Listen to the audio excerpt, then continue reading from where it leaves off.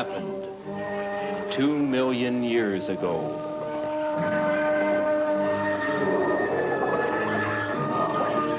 In steaming swamps and prehistoric jungles,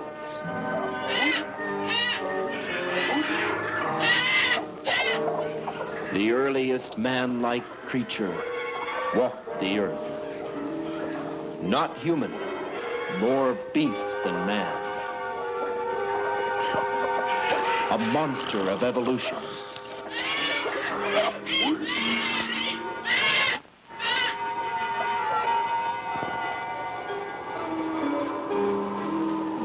It walked across the eons of time, slowly changing, becoming more and more human, more and more advanced, until in the Pleistocene, just thousands of years ago, man himself emerged. But the change from beast into man was not a steady one, and sometimes primitive man would find his life threatened, terrified by the appearance of a monster from the past.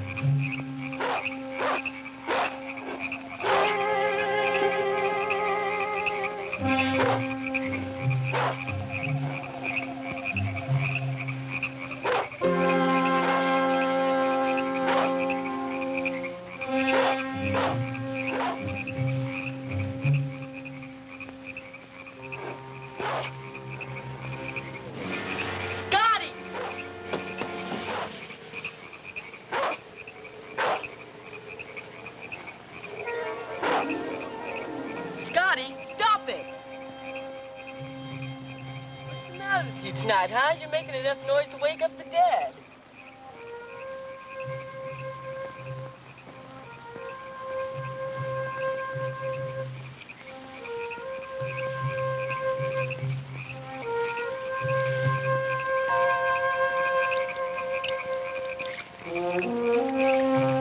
There now, will you please finish that and go back to sleep? Must you bark at every jackrabbit?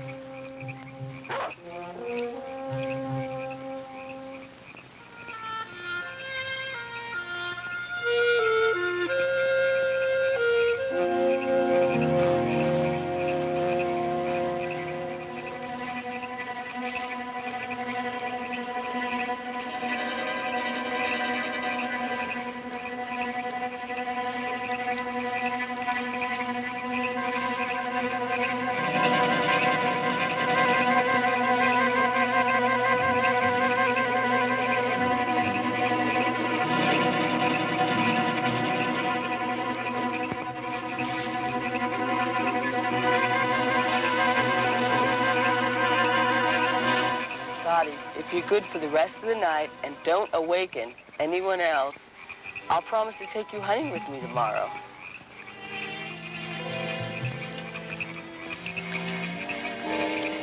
And you can chase all the jackrabbits you want.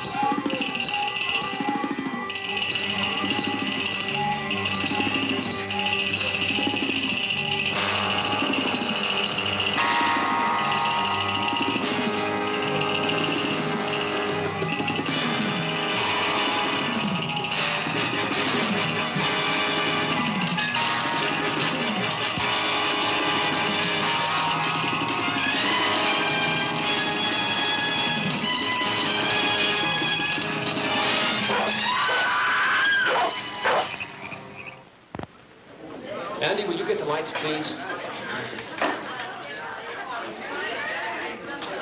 But Guy, Mr. Whitmore, you stopped it at the best part. Well, you get the idea.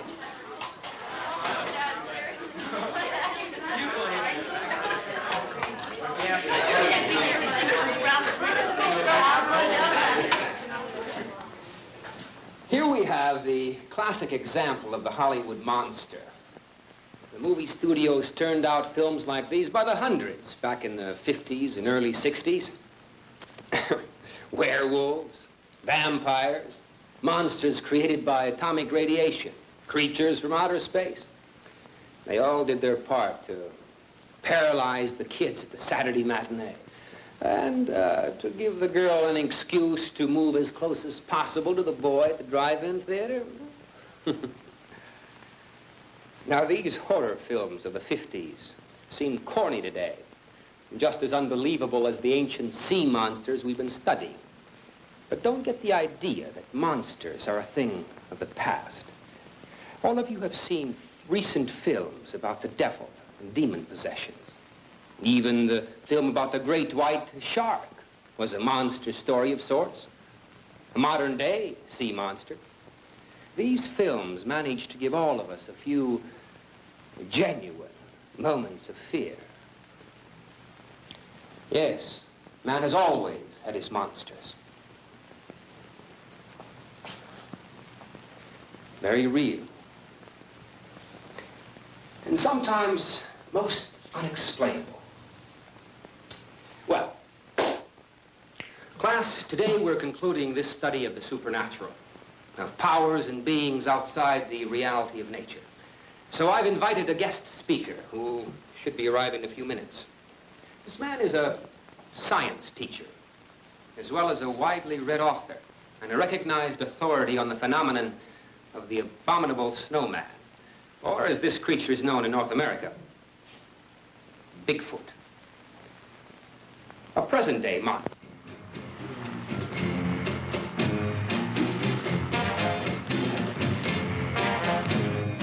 The search for these giant, man-like creatures started with the discovery of mysterious footprints, huge footprints, which obviously were not made by any known form of human life.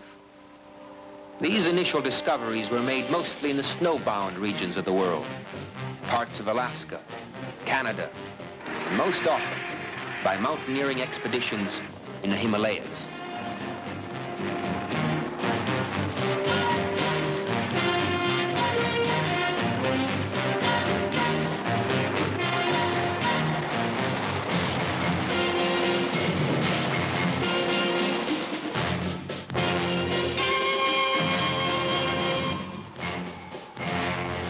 In 1951, the well-known mountaineer, Eric Stapleton, was returning from an Everest reconnaissance expedition. Eric was waiting out a storm at base camp number 3, close to the northern edge of Menlong Glacier. Now, this man was a professional photographer, as well as an educated scientific investigator and mountaineer. The giant footprints in the snow, photographed by Stapleton, were published by newspapers around the world. For the first time, the public came to know of the existence of a giant, man-like monster which actually exists in the Himalayas. A monster known as Yeti, or Bigfoot. Within 2 years, the reports of giant footprints deep within the wilderness areas of the world spread from the Himalayas into North America itself. In May of 1956, a man by the name of James Hunt not only discovered footprints along the muddy banks of the Fraser River near Alberta, but Hunt actually sighted the Bigfoot monster running into the woods. Unfortunately, he had no camera with him. And many people here in America said he was crazy, that the footprints were fake. But over the next few years, reports continued throughout Canada, Washington State, Oregon, and even into California. It soon became apparent that Bigfoot was not just a hoax. Something was there, leaving giant footprints deep in the wilderness. Bigfoot was real.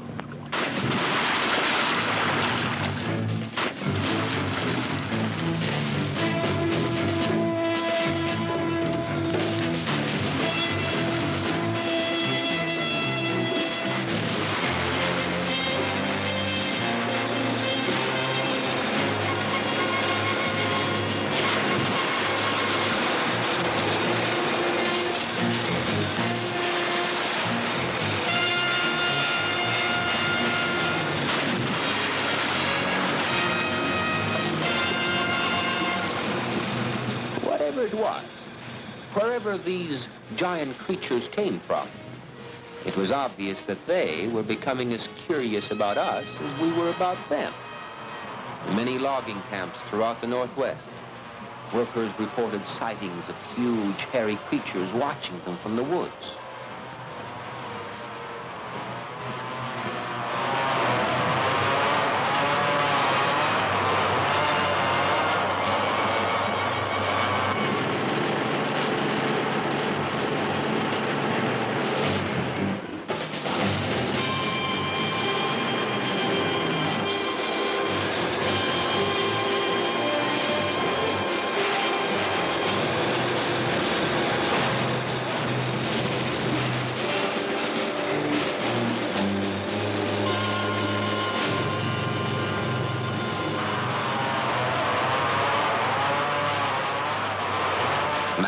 Invading Bigfoot's domain, moving into the virgin forests, cutting trees, taking over what had always been the hiding place for these mysterious monsters. As modern man cut into the wilderness, Bigfoot was forced to retreat deeper into the timberland. And as progress forced Bigfoot out of his homeland, more and more evidence was found which proved, beyond a doubt, that there were many of these creatures here in North America. More footprints were discovered, as well as strands of long black hair tangled in tree branches. Hair which, when examined by scientists, proved to have come from some mysterious creature previously unknown to man. For these discoveries, very few educated observers would still deny that something was really out there. There was an incredible man-like monster actually living in the North Woods.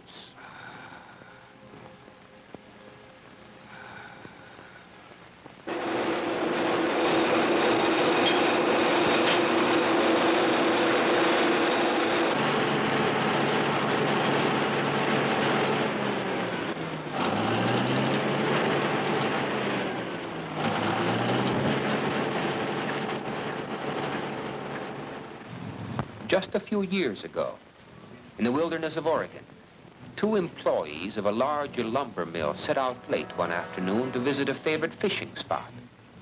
As it turned out, these two men were destined to become the first unfortunate persons to encounter Bigfoot, face to face.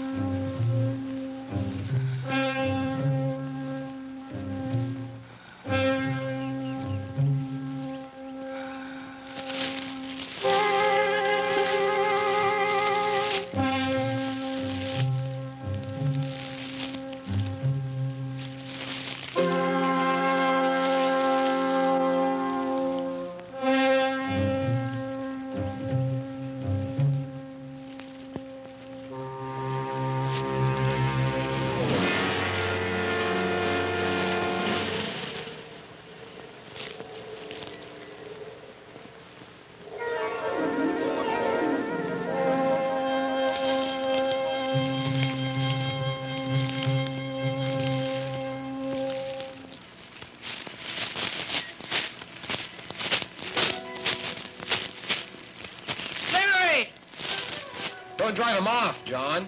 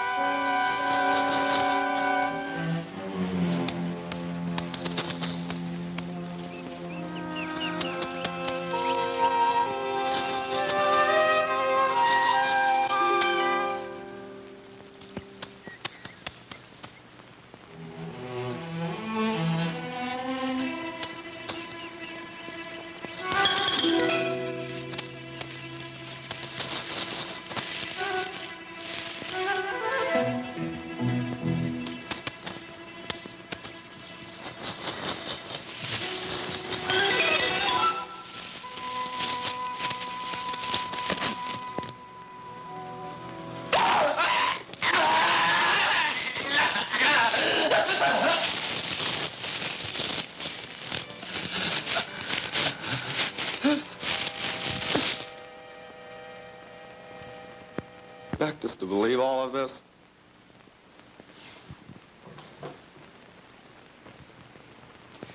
Thomas, Shakespeare once said, through Hamlet, there are more things in heaven and earth, Horatio, than are dreamt of in your philosophy. Class, one of the biggest errors a man might make is to disbelieve what he hasn't seen. To think that there are not evil powers or fantastic creatures just because you personally haven't experienced them could result sometime in a dreadful consequence.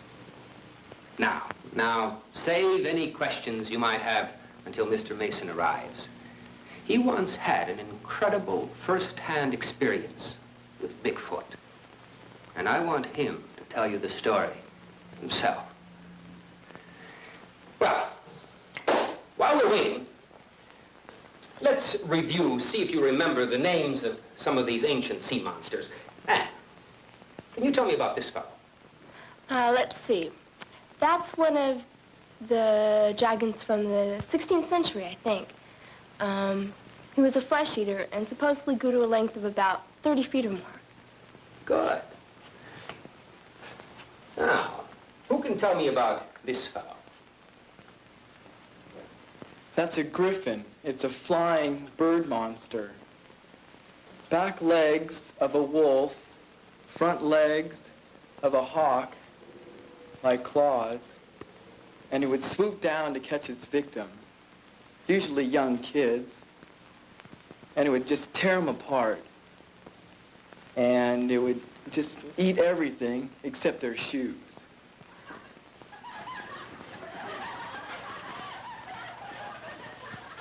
When the griffin got you, all they'd ever find is your shoes.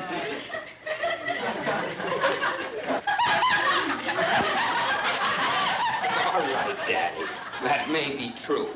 But what I want you to tell us is just where and when did the legendary griffin get its start?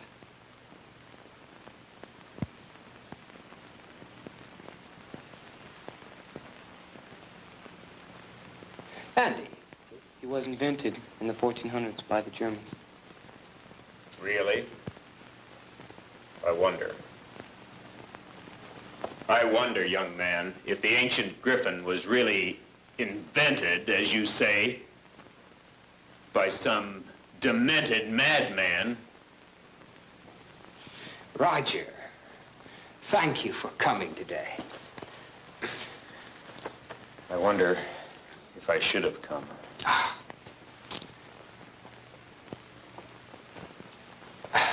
I want to introduce to you a man who has spent much of his life as a teacher and as a highly respected scholar. He's written several books on the subject of Bigfoot, and his actual story, experience, incredible experience, with the giant man-beast of America is an amazing story he so kindly agreed to tell us about today.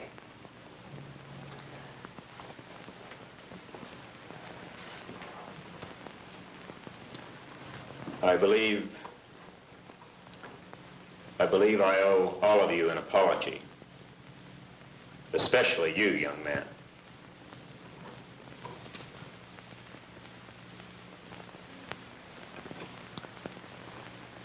Your teacher has been very kind in introducing me as a scholar. I'm thought by many people to be nothing more than a madman, or a liar, if you will.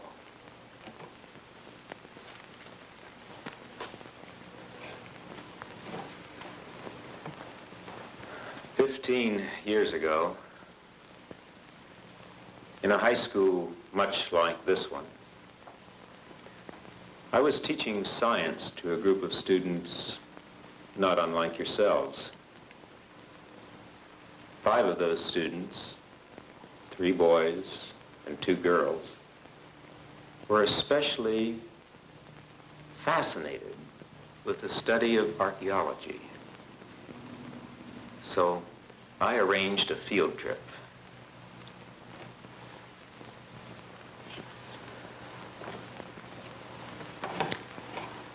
As a result of that field trip, 3 of those students will spend the rest of their lives in a mental institution.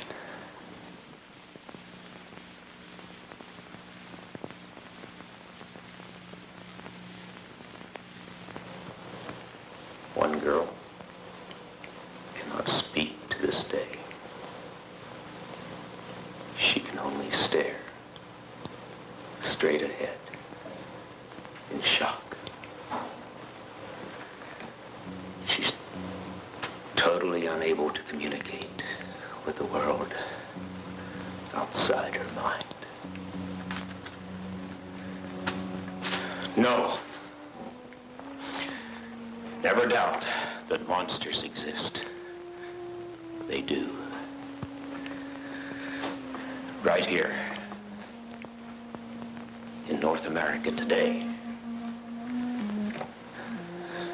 there are creatures that are known simply as Bigfoot. They were known to the Indian over 100 years ago. And they're still alive today. But let me start at the beginning of my story.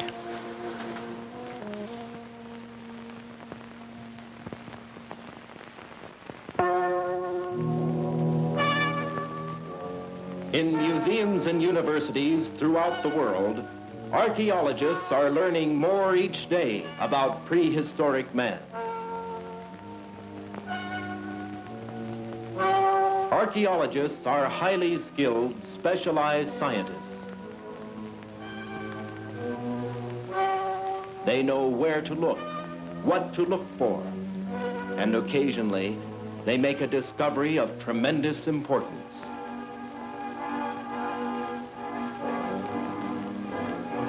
This is the story of such a discovery.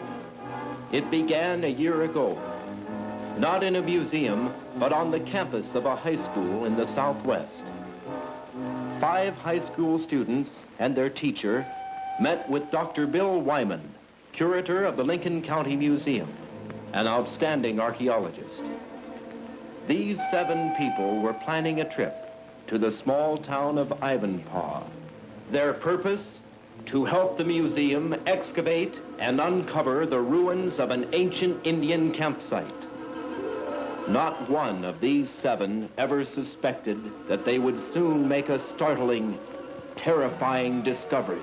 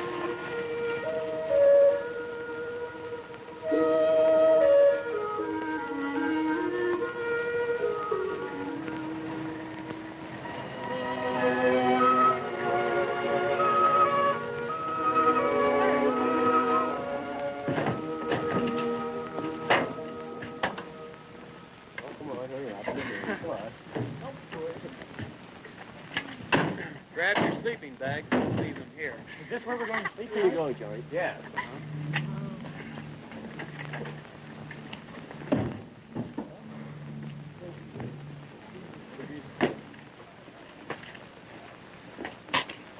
Whose house is this?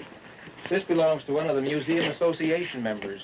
No one lives here right now, so he lets us use the place whenever we want.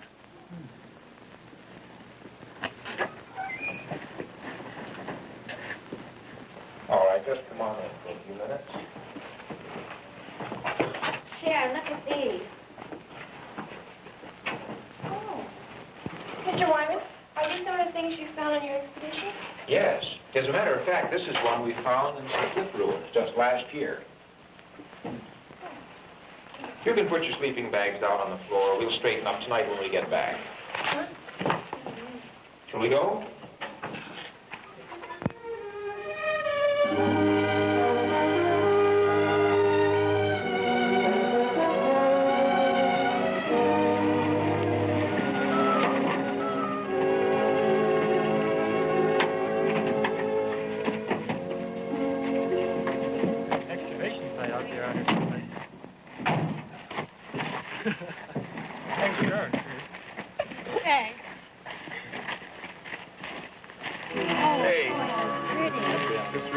Like Indian country, doesn't it? Boy, I'll say. Look at those rocks.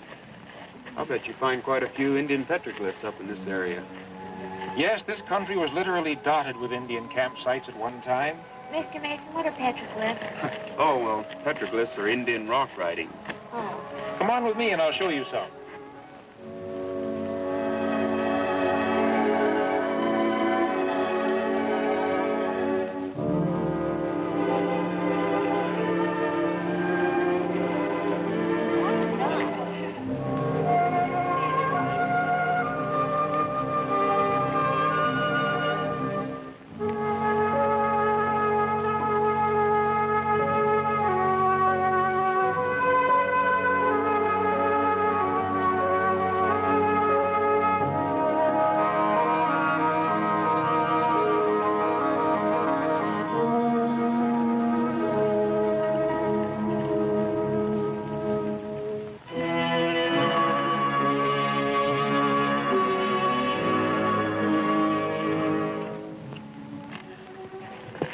Well, there we are.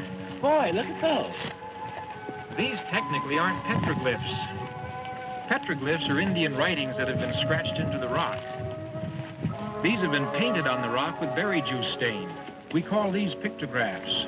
Well, what do they say? Can you read them? We've been able to figure most of them out. They tell of the history of a great Indian tribe, one that lived around here thousands of years ago. There were two chiefs in the tribe, many, many braves. They hunted the deer and the rabbit with bows and arrows.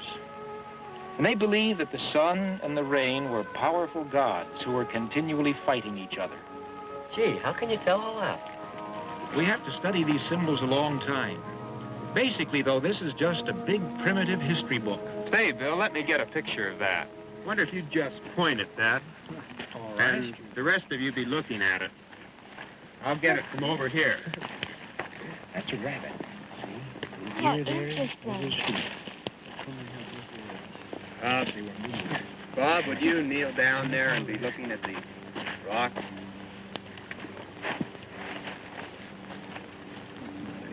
Now, that's good. Just look at the rock and hold it. Good.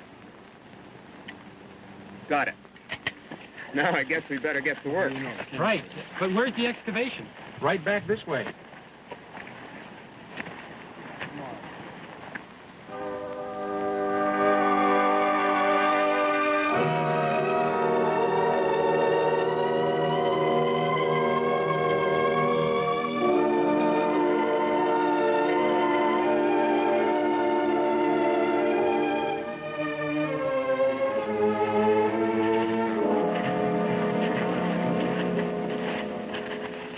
This is where we've begun excavation. What sort of thing do you suppose we might find? Well, that's pretty hard to tell. The only thing we've located so far... Well, here, I'll show you.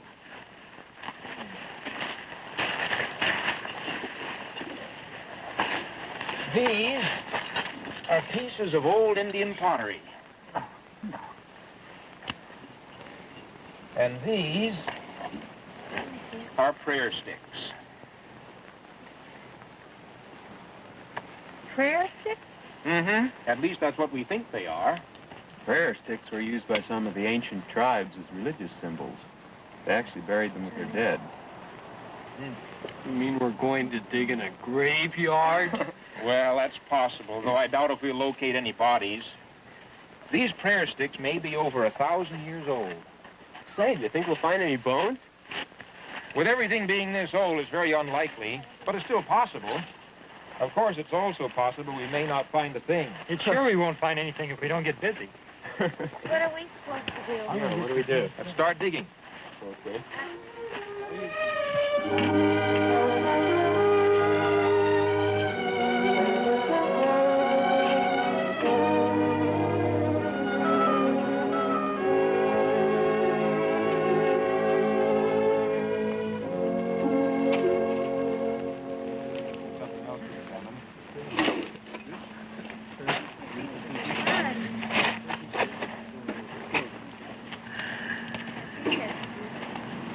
Say, Bill, look at this piece of pottery that Bob found. You just found it, Bob? Yeah, over there in the digging. We do that. That's a good pottery fragment. I want to take this back to the museum with us. Keep up the good work. By the way, what time is it? 20 after 12. Getting a little late. Lunchtime! Oh, boy. You boys ready for lunch? Boy, you said it. Good, I'll get it from the truck. We'll give you a hand. All right. Getting a lot done this morning.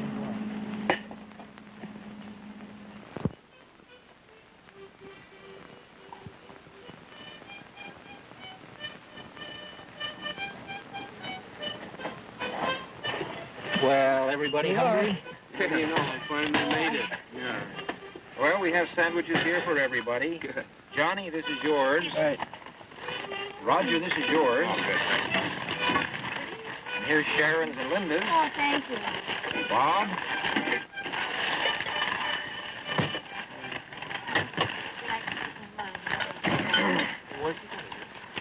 Hey.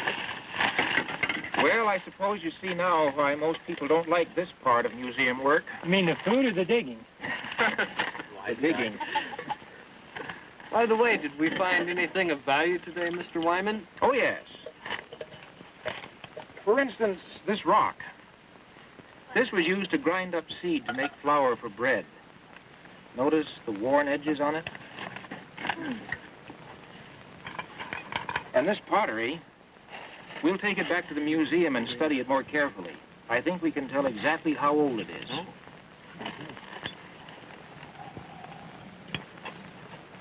More prayer sticks? Mm-hmm, more prayer sticks. Say, Mr. Mason, what's this rock? I don't know. I haven't seen anything quite like this. I found it over there where we were looking at those Indian pictographs. Ask Mr. Wyman about that. Say, Bill, take a look at this rock that Norman found.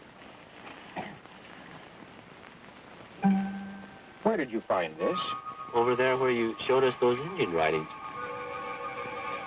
What's wrong with it? Nothing's wrong. This might be an eolith. What's that? A very, very old tool. One used by ancient peoples. This is by far the oldest thing we've found here. Let me see it. Could you show us what... Sure, it was right over there.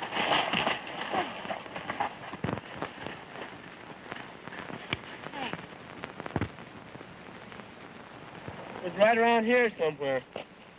Just lying on top of the ground. I picked it up for a souvenir. I collect rocks. You collected a good one this time. Well, I don't see anything else. All of these are just plain old rocks. Well, it seems funny that it'll be lying just on top of the ground, doesn't it? Yes. Unless it fell. Up there. Maybe it fell from up there and rolled down. Yeah, it looks like there's a ledge up there. Let's go up and see. All right. You'll have to find some other place to get up, though. We'd never make it from here. I think I'll stay down. Me too. Need a climbing rope in the truck. I'll get it.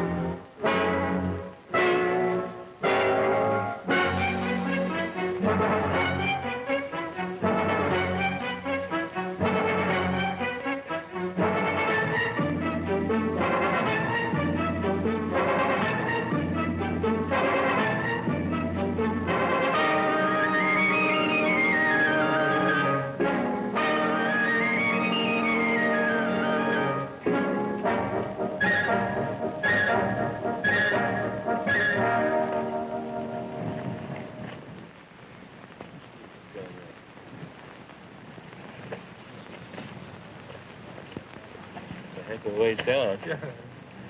Boy, isn't that a long drop. That's Sharon and Linda down there. Hello!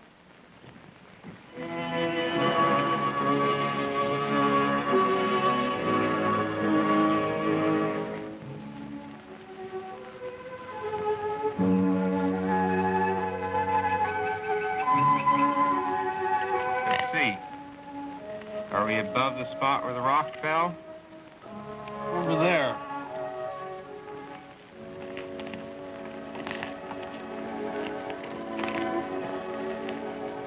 Let's look around down here.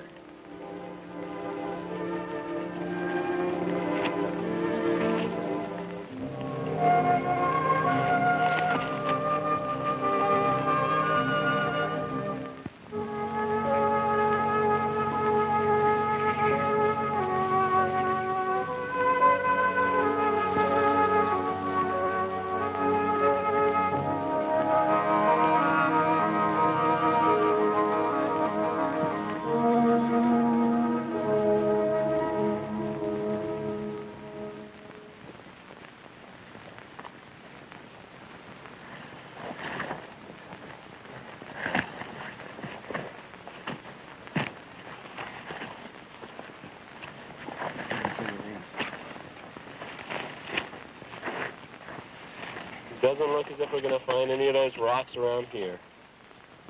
I can't even see that small ledge from here. Can you? No, Let's see, we were standing down there by that thick brush. Hey, what's this?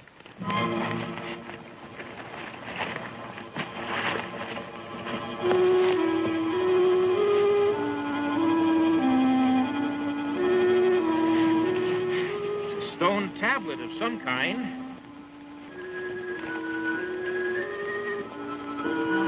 Really something. Yeah, but what? You recognize those markings, Bill? No, those are strange to me. They look rather primitive, don't they? They look older than any other markings I've ever seen. Were they made by Indians, do you think? No, not these. These are the types of markings made by cavemen. Cavemen? Perhaps as ancient as Pithecanthropus erectus, the earliest known species of ape man. Seems to be sealed along the edges here in mud. Yeah, I brought my rock pick. Try digging it away over in there. Be careful not to hit the rock. How are we going to get it back to the truck? We're going to carry it back. You think we can get it out? Here's the bottom edge. All right. Careful. Let's try lifting it now. Boy, whoever put that in there wanted it to stay. This isn't ordinary mud. Boy, it's a clay. Some sort of rosin added. Sure is hard. Maybe if we use the rock hammer to pry up on it. All right, try it. I'm sure he won't break it? No, he won't break it. Okay, Bob, pull. I think it moved a little. Not much. Let's try it again. Maybe if we lift up on it while the boys pull. All right. I'll count to 3 and everyone pull. Ready now? 1, 2, 3, 4!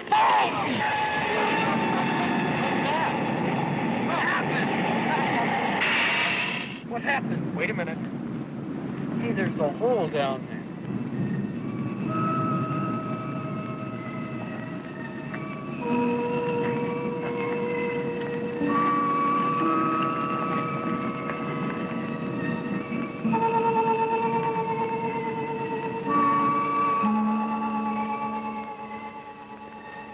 Wish we had a flashlight. Can you see anything? Why, it looks like it might be a cave. What are you doing? I'm going down inside. So am I. Me too. We can't all go in. I'll stay up here. Will you stay up here too, Roger? Well, all right, but you be careful.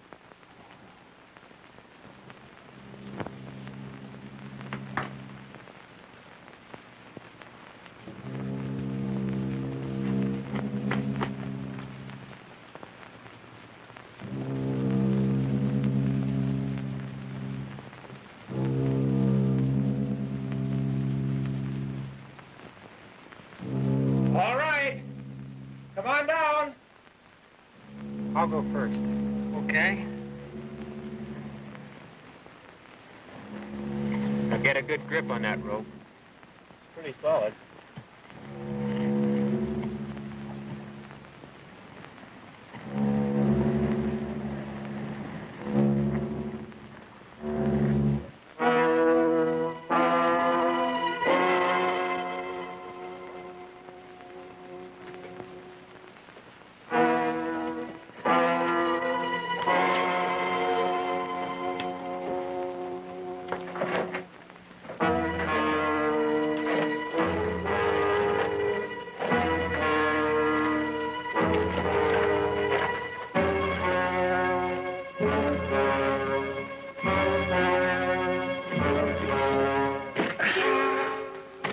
Wait for a minute now.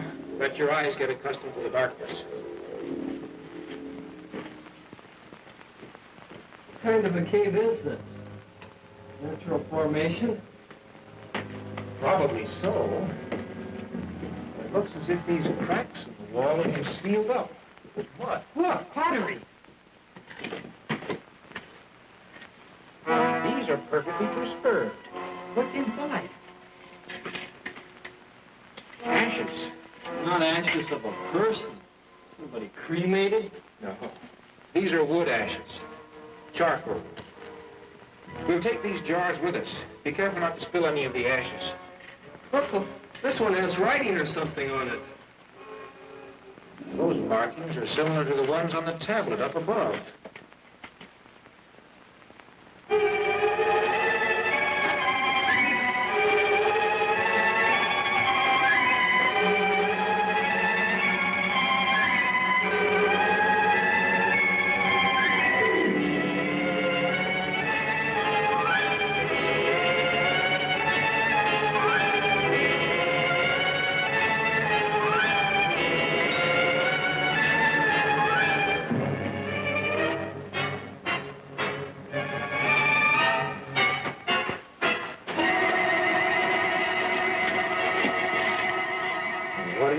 What did you find? There's a body over there. What?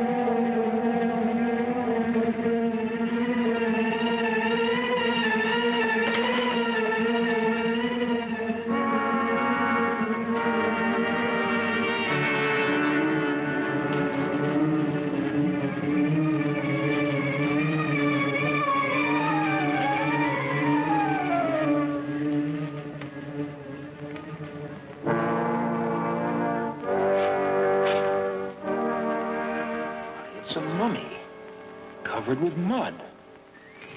What a find. Yeah. How can we get it out? We're going to need some more ropes from the truck and some boards to tie it and hold it flat. Let's go.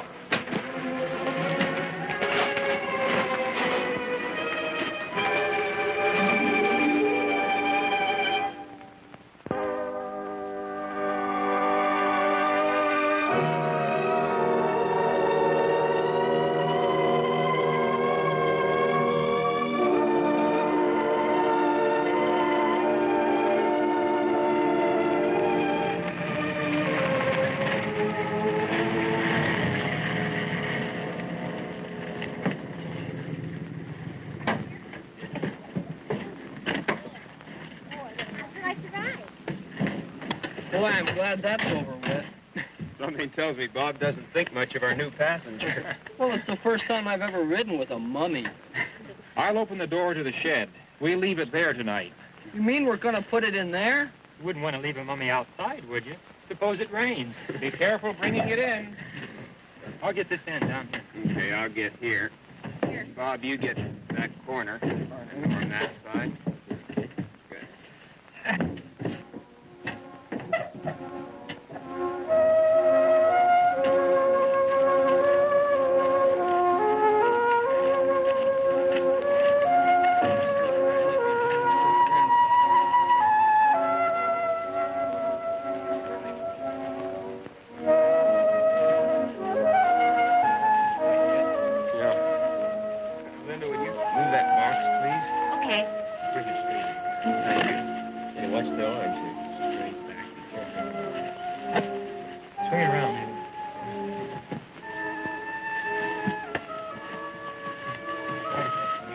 Good.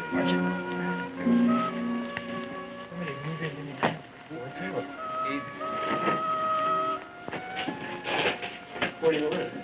Let's just put it on this trunk. You just... Boy, who would have thought we'd ever find anything like this? Easy now. Okay, sit her down. Are you going to dig it open and look inside? I'm afraid if we try opening it here, we may destroy something. Yes, sometimes just exposing a body to the air will cause it to fall apart. That's okay. If that happens, Bob will sew the pieces back together. We'll take it to the museum the first thing tomorrow morning. There we can examine it more closely. You know, you people have done a wonderful thing today. This could prove to be the most significant archaeological discovery of our age. I can't get over how well preserved this is. Perfectly preserved. And I think I know why. Because it was sealed in that cave? No, not exactly. Do you remember the vapor that shot up out of the hole when we pried the stone tablet loose? Do I? I'll say. I thought we'd had it right then. I believe that some ancient tribe buried this mummy, not just thousands of years ago, but hundreds of thousands. They were very primitive. Their writings and pottery work show that. And yet these people had found the secret of truly preserving the dead. But how? They combined certain amounts of various woods and resins that were present on the earth at that time. They put them in those earthen vessels we found and burned them in a sealed cave. The smoke and the incense had the power of preserving whatever was in the cave. So that's why the jars we found were filled with ashes. And that vapor that escaped from the cave was a preservative smoke, hundreds of thousands of years old. Well, that's my theory. I could very easily be wrong, though. Hey, it moved. What moved? The mummy moved. Sure. It did. It moved its hand. Looks like your story got through to Norman. I didn't mean it was that well preserved. I'm not kidding. I'm sure it really did move. I was looking right at that hand, and it just moved, just a little bit. You'll understand. Norman watches television a lot. But I'm not kidding. Don't tell your story now. Wait until later on this evening, just before we go to bed. Well, I think right now, at any rate, we should all eat dinner. Good idea. I could use something.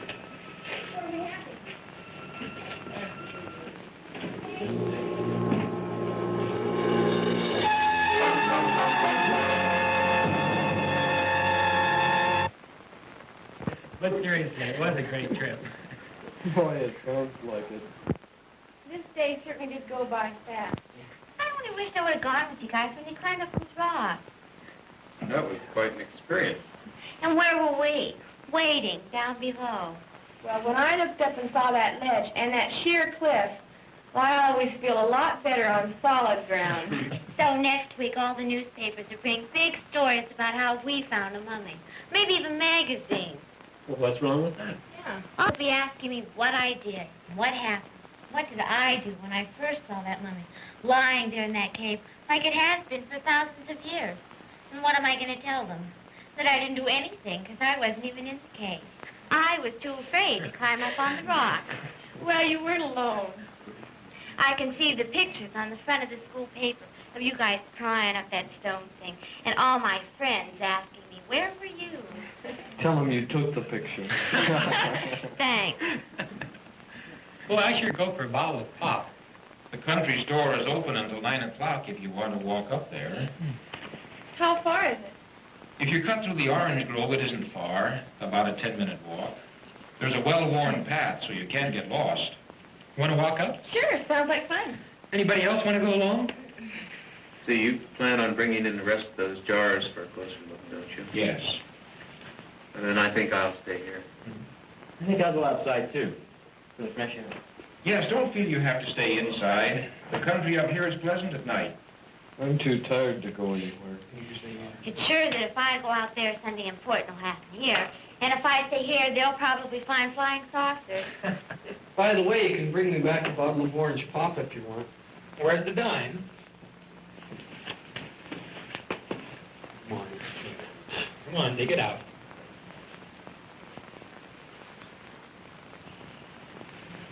And 3 cents deposit, unless you want me to have to drink it there.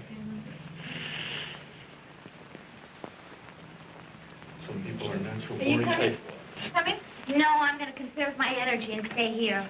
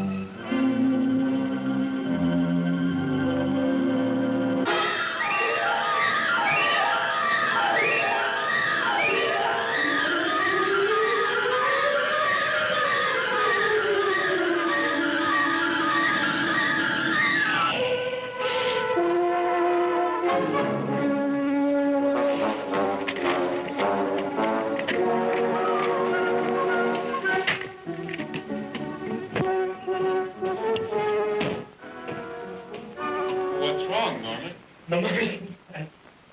It's what? Look, Norman, this is just about...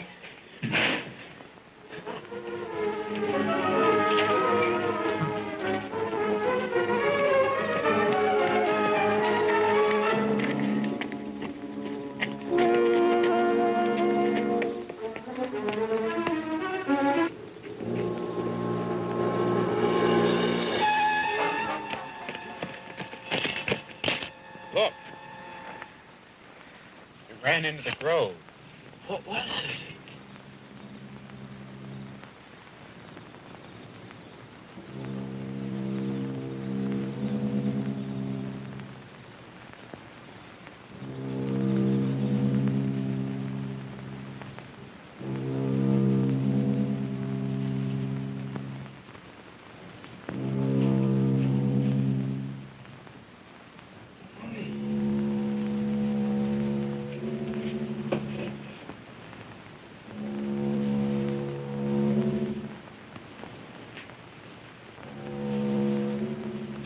Could it be? Come on, Bill. We've got to do something.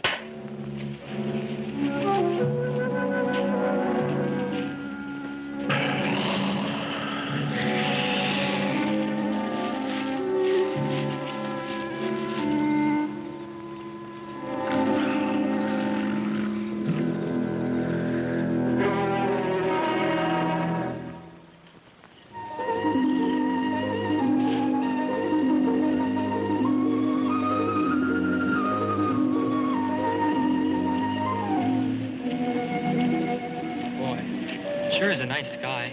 The moon's so bright, you don't even need a flashlight. I love the country at night, don't you? Look at the stars. There must be billions of them. Living in town all the time, I guess you never realize how many there really are. Wouldn't it be great to live out here instead of in the city? Boy, I'll say. Shall we cut through the grove again? I guess so. We found our way the first time.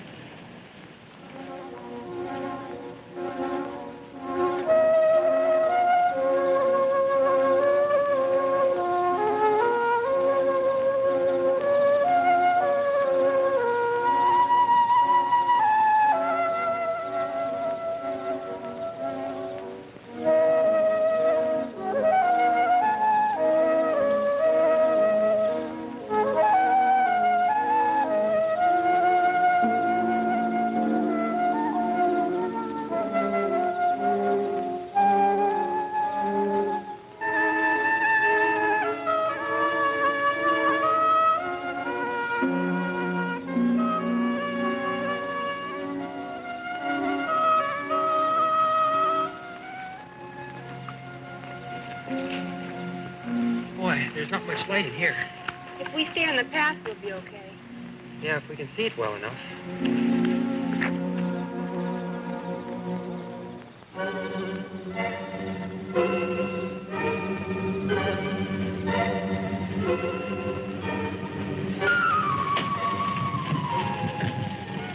You get down to the next house and warn them. I'll get Johnny and Sharon and meet you here. Right.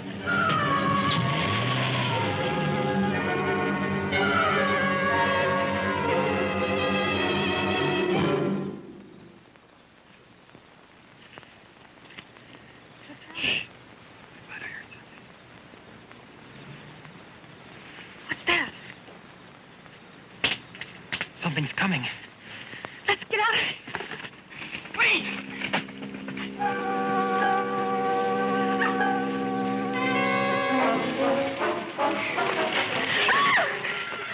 When you weren't at the store, I figured you'd be on the way home. Is something wrong? Yeah, let's get out of the grove. Come on.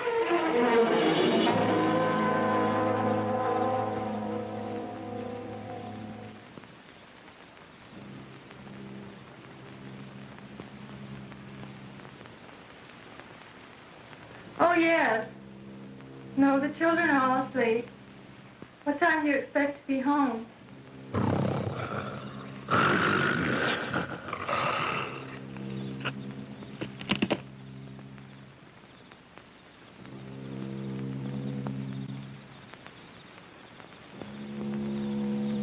Early in the morning.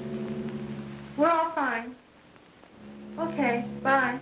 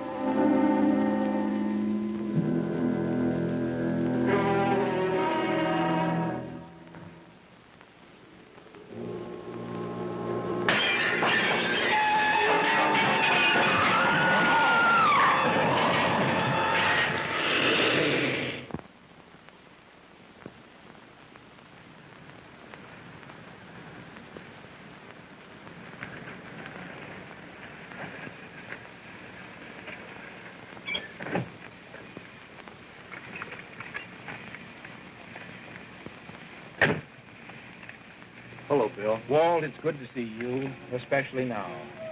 I just came from the Mitchell Ranch. Walt, this is Roger Mason, a teacher at the high school. How do you do? How are you, Mason? And this is Johnny, one of his students. Hi, Sheriff. Hello, Johnny. We were up digging at the Indian site yesterday, and that's where we discovered the cave and the mummy. Bill, of all the weird stories I've heard, this is the strangest. If it weren't for you boys, I wouldn't believe it. How do you account for it? I can't. I have only a theory that the smoke and the vapor in that cave must have caused the body to lie dormant or asleep for possibly hundreds of thousands of years.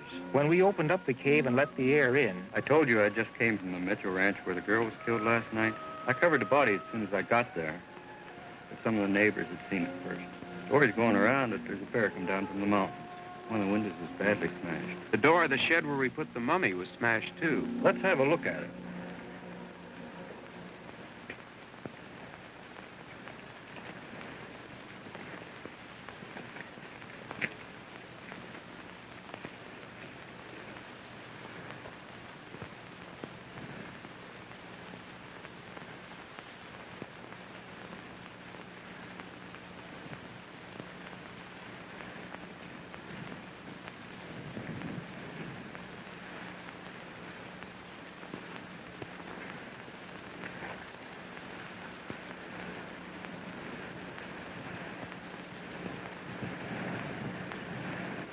This mud,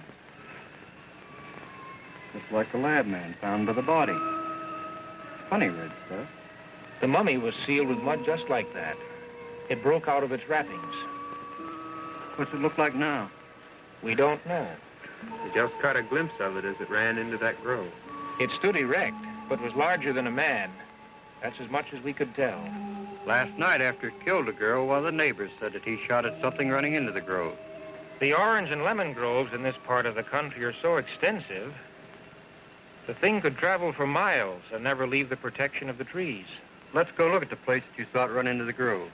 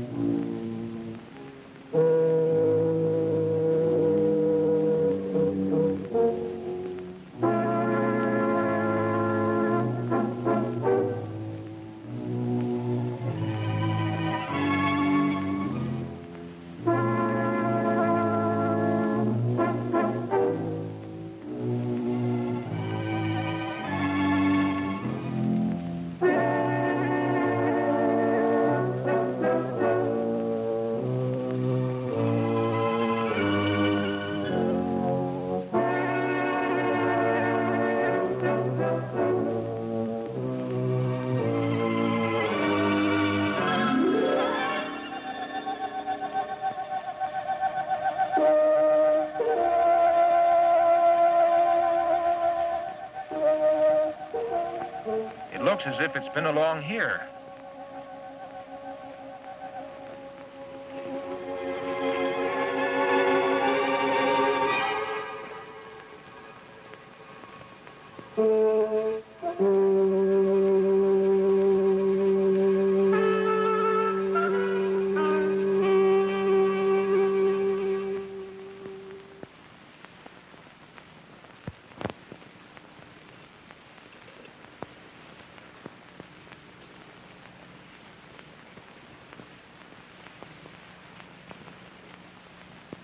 Over here.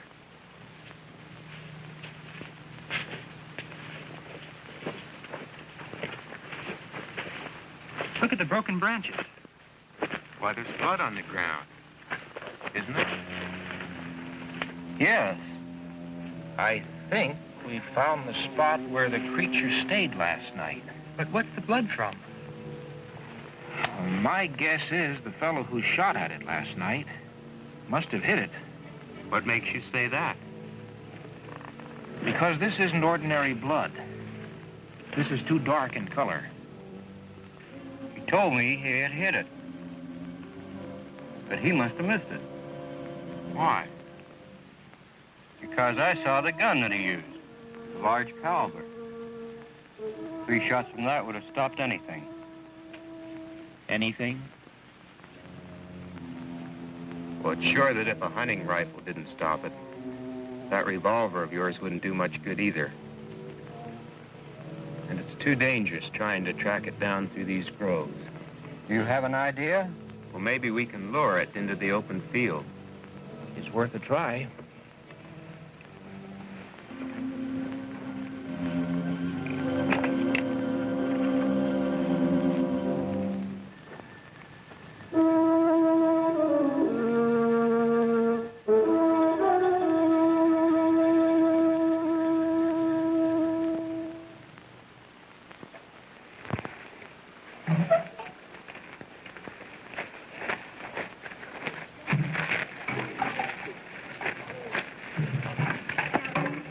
That should just about do it, shouldn't it? Yes, Now let's set those cans of gasoline around where we can get at them fast. All right. I'll show them where.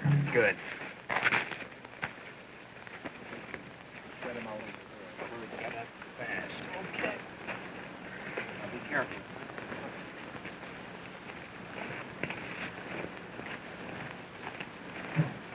Yeah, that'll be good.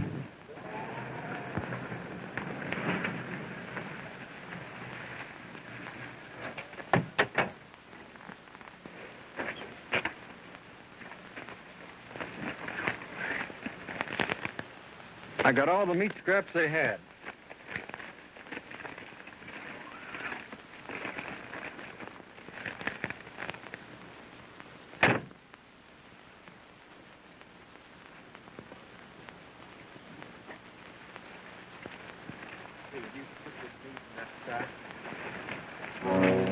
How are we going to know when it's coming so we can pour out the gas? Well, we'll situate someone up the road to see through the trees and give the signal when it comes. We can use the radio telephone in my car, and I have a portable unit in the back. Good.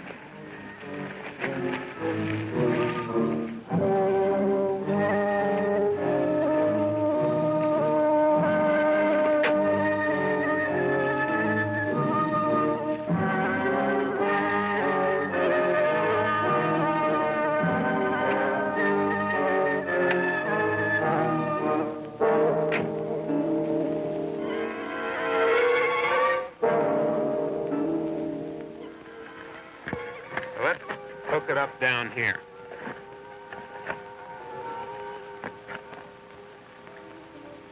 You push this button down to top and let it up to receive. That way you'll be able to communicate with the telephone in my car. Good. See, Walt, you take your car and station yourself on the road down here. Just a minute. Who's going into the grove with the bait? I thought I would. Why you? I was going to do that part. Well, it's my idea.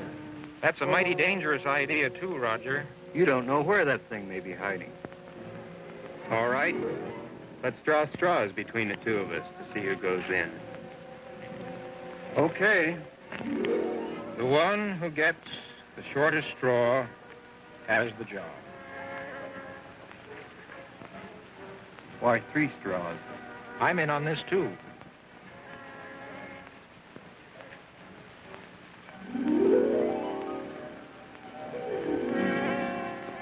Well, looks like I win anyway. I'll be down by the road. And I'll be on this radio.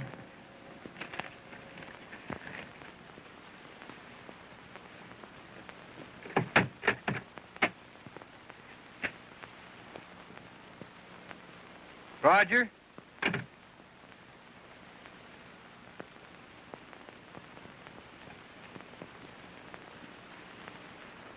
You're more apt to need this knife.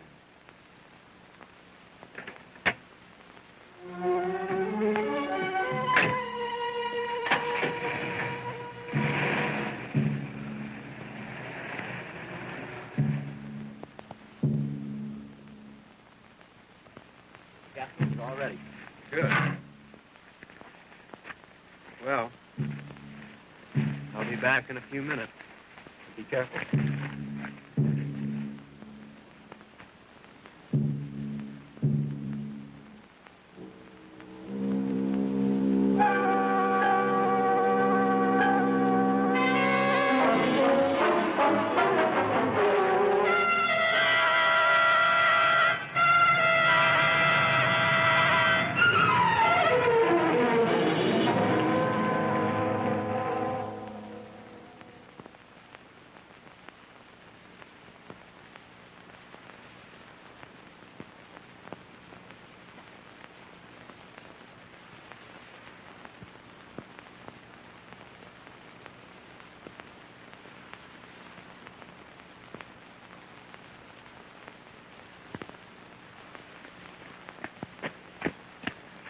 Sheriff's ready. He's got a good view through the grove from where he's parked. Yes, we've already communicated with him. Well, now all we do is wait here until it comes out of the grove.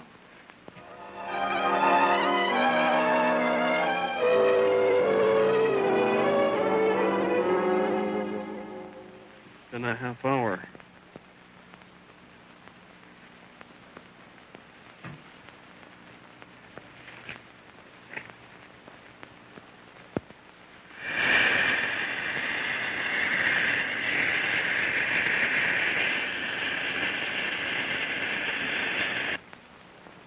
This is Bill, Walt.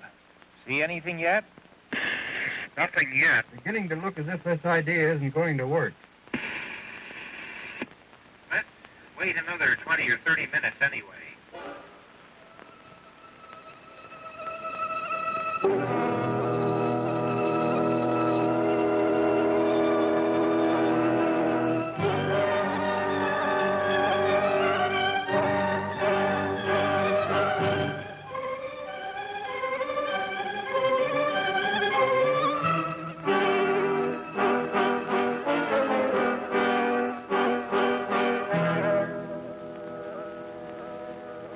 Roger.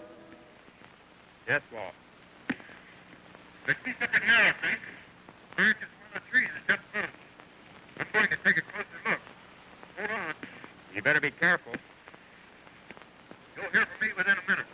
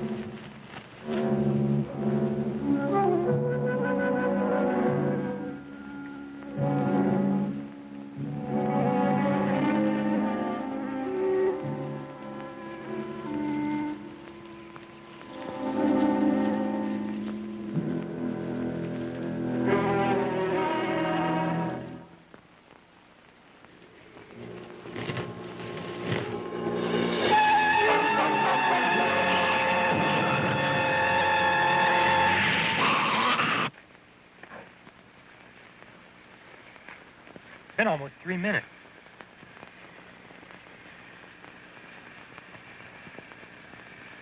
Walt. Come in, Walt. Something's wrong. Come on. Bring along those flares, Johnny. Better grab that gasoline, too.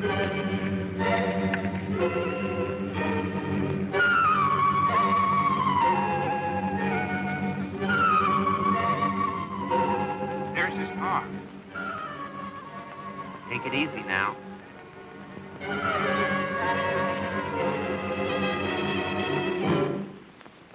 Walt! Wait here.